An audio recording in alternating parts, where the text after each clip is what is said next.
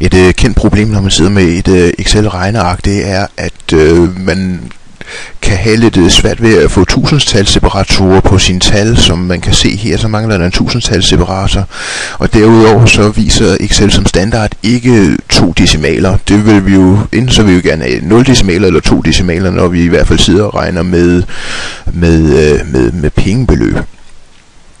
Hvis vi nu tager det her tal herop, for eksempel, som Excel som standard formaterer på den her måde, hvis du ikke gør noget ved regnearket, der kan vi se, at den faktisk runder op, fordi at tallet er så tæt på 1, at den simpelthen bare runder tallet op.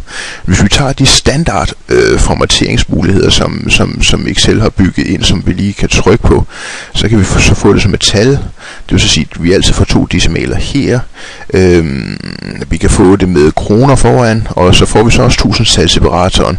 Og ved den formatering, der hedder revision, får vi igen kroner og tusindstalsseparatoren. Men hvis jeg ikke vil have kroner foran, så skal jeg faktisk ned i flere talformater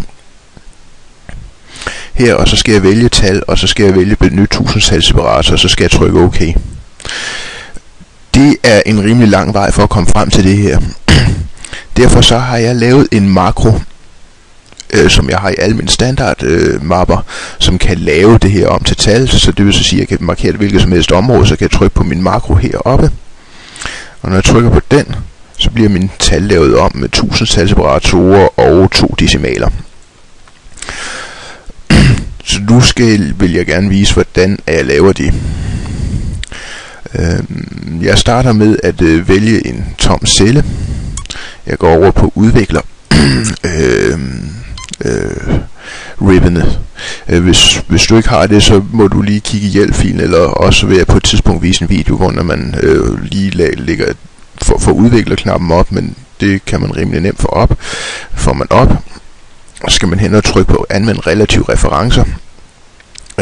Den betyder, at man bruger en reference relativt i forhold til, hvor man står. Det vil så sige, at det er lige meget hvilken celle man står i, så vil den altid gøre de ting, som man optager nu.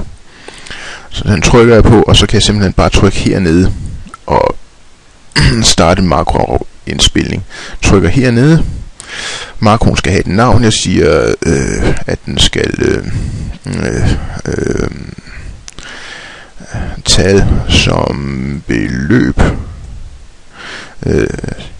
For en sikkerheds skyld undlader jeg at bruge skandinaviske bogstaver. Jeg kan skrive OI, hvis det er, man bedre kan lide det.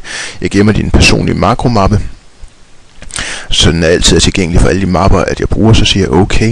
Nu er jeg klar til at indspille, og indspilling er sådan set meget nem, fordi jeg går ind her, hvor vi var før, under talformater. Jeg siger flere talformater. Jeg går ned på tal. Jeg siger 2 decimaler, benyt tusindstalsseparator. Jeg siger, trykker på OK, og så trykker jeg på stop. Nu har jeg indspillet en makro, som til hver en tid vil virke på samme måde som den jeg har heroppe. Og nu er jeg så klar til at få lavet en knap heroppe, som jeg så altid kan trykke på for at få min makro op.